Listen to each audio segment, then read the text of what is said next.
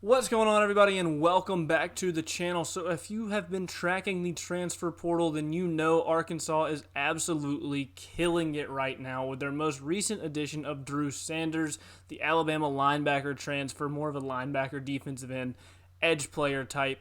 They've also added guys like Jaden Hazelwood, Dwight McGlothern, and Landon Jackson via the portal, and they are all massive additions to this team.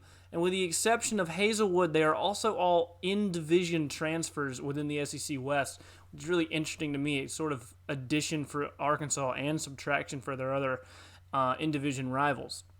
So with all the recent portal success from Arkansas, I decided to make a video breaking down the Arkansas Razorbacks, both heading into 2022 and, most importantly for me, beyond 2022, heading into the grander future of college football here, and explaining why I think they're going to be very, very dangerous both next season and moving forward in the long run.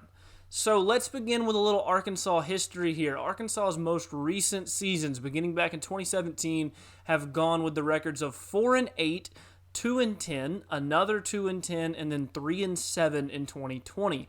And now that 3-7 was an all-conference schedule, to be fair. It was in Sam Pittman's first season. It was the COVID year. And honestly, it was very impressive, all things considered. But the point is that this was a program that was on life support in recent years until they brought in Sam Pittman as their next head coach, in a move that was ridiculed by the national media because Pittman had never even been a coordinator before, and so making the jump to head coach was considered to be a terrible decision by a lot of media pundits. However, Pittman is now considered to be one of the best up-and-coming head coaches in the SEC after going 9-4, picking up a big bowl win in the Outback Bowl over Penn State, and it is largely due to the culture he has built at Arkansas. This man is as Arkansas can get. He is the most genuine guy out there right now, and you can tell that, and most importantly, his players can tell that. Okay, besides just being a good on-field coach, program manager, developer of talent, things like that, he is quite possibly the greatest culture builder out there right now. The winning culture that he's built, and a culture of just hard work and just pure genuine character, is infectious, and it has changed the entire trajectory of this program overnight.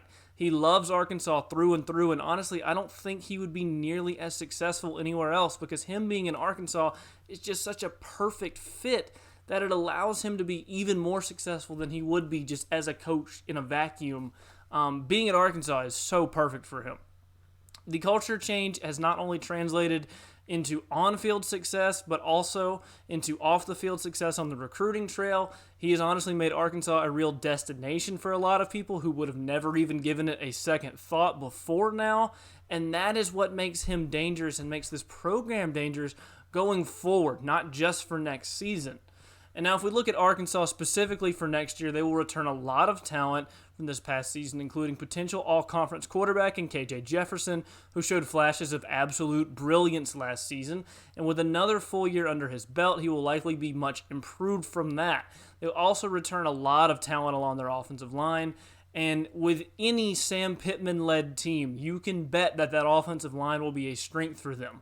The transfer addition of a guy like Jaden Hazelwood will help to replace what they lost at wide receiver in Traylon Burks, who was an absolutely outstanding wide receiver headed to the NFL. And overall, the offense will likely be just as good as last year, if not even better, behind a much more experienced offensive line, a much more experienced quarterback, and comparable talent at almost all of their skill positions with transfer portal additions like Jaden Hazelwood, not to mention the high school recruiting class that they're working with there.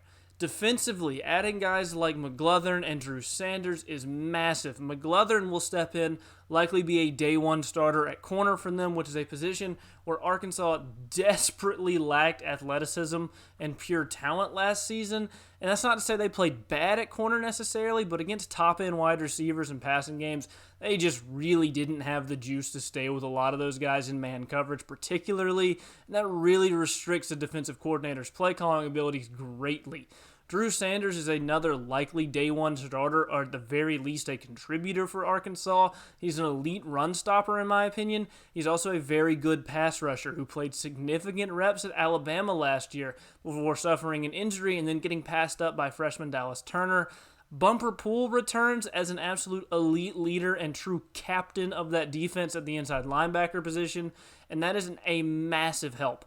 because he is and was a major piece of that defense. He's one of my favorite players to watch just because of how he plays the game. He calls the defense. He is the unquestioned leader, and he is incredibly important to them. At the safety spot, you bring back Jalen Catalon, who is arguably the best player on that entire defense, and he will return, and not only that, he continues, in my opinion, to be an absolute beast in the secondary, and he's another guy who's an outstanding leader. He is much more of the emotional leader for the team, in my opinion. He gets the defense going in a lot of ways, and he's sort of the heartbeat of the team. Not to say Bumper Pool isn't, but just Catalan seems to play with so much passion. It's really infectious.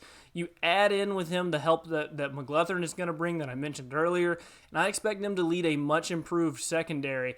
Overall, the Arkansas roster as a whole, it will lose some talent, but in my opinion, they're going to more than make up for that and replace that talent with the transfer portal additions that they have and also the high school recruits that they have brought in. They also return high-level quarterback play and most of their offensive lines with guys like Stromberg and Limmer likely leading the way for them up front. Those two guys could both be all-conference interior offensive linemen, and with Sam Pittman on that team, you know that the offensive line is going to be one of the best units in the conference with all likelihood. I expect that the overall talent level of the team is going to be even better than it was last season this upcoming year, and that's going to go a long way, in my opinion, in maintaining success late into the season when their depth was tested. Whereas this past season, early on, their top level talent was fine. It was comparable to the rest of the conference and everybody they played, but you hit the middle of the season, injuries start to stack up, you start to run low on your stamina, and you start to hit a few tough in-conference stretches, and that sort of proved to be a little bit too much for Arkansas last season. And yes, they still had a great year at 9-4, but a lot of those losses came middle to late year when they were starting to have depth issues. Another reason why I find Arkansas to be very dangerous is the experience factor, and not just for the players, the coaching staff. The coaching staff last season really was thrust into the spotlight last year. They made a top 10 appearance, and then they sort of became a media darling for a few weeks there. They blew out Texas. They upset Texas A&M, and then they ran into the eventual national champion Georgia Bulldogs in Athens and just got absolutely buzzsawed. To me, that game was a lot more about the moment being a little bit too big for Arkansas, all of the support that they had recently gathered. Before then was going into an incredibly hostile environment for the first time really in Athens, and they just ended up playing very uncharacteristic. They had an absolutely absurd amount of penalties, a lot of pre-snap penalties, and that killed any and all momentum that they had in that game. I don't think they would have won even if they played cleanly, but it wouldn't have been a 34-0 deflating loss like it was for them if they would have just played up to their actual level. And I think that showed some, not necessarily youth with the coaching, but just not being used to being put in the spot, where you're leading a program that's a top 10 program. You're going into a top 10 SEC matchup at that point on the road. That's a lot to handle, and it's a pretty big learning curve, and I feel like you got to see that early on in that season, or I guess midpoint of that season technically was when they played Georgia. After that game, you saw Arkansas start to struggle some before ending the year really strong in a year that was very, very impressive for them. But ultimately, it just felt like it could have been even more after how hot they started. This year, the entire program, players, staff, all of them, will have been through that kind of thing before. It won't be brand new to them. They've been in top 10 matchups at that point, on the road. They've been into hostile environments. They've had hype around them before, and everything that comes with all of that media hype and outside noise, they've been through it all. It's not going to be nearly as jarring for them, I feel like. And I think because they're going to know what to expect this year, no moment should be too big for them, at least in the regular season, and they will be a lot better down the stretch because of that. Also, if we're being honest, like I mentioned earlier, Arkansas kind of arrived a little bit prematurely onto the scene. They still had a lot of major holes on that roster, particularly in their two deep, where their depth was really tested, and it kind of reared its head in the middle of a tough SEC slate. And do they ever have a tough SEC schedule. Arkansas is consistently one of the 3 to 5 toughest schedules in all of football, and they will be again next year. Adding depth with another recruiting cycle led by Pittman, the transfer portal, experience, developing more players, getting them into their system, that should work wonders for them as this season progresses next year. And honestly, they're so far ahead of where everybody expected them to be at this point, in the last couple of years that anything at this point is kind of gambling with house money, so to speak, where nobody thought that they would have made a bowl game last year, and instead they win 9 games. Nobody thought they'd be making noise on the recruiting trail, and instead they are, and they're killing it in the transfer portal. They are way ahead of schedule even still, and while they're still trying to get their feet underneath them by getting their high school recruiting thing going, they're still new in that they haven't got the groundwork completely laid there, and they're not recruiting at the same level of like a Georgia or an Alabama. They are way ahead of schedule still, and if they can keep building on that, that'll help a lot, and I think next season we'll start to see the returns of that the early returns of Sam Pittman's culture being fully established there. But the point of this video isn't just a short-term thing. It is more of a long-term focus. It's not just 2022. If Arkansas, like I said, can take another step this season, take that next step forward, which I believe that they will. I mean, they have all the pieces to do it.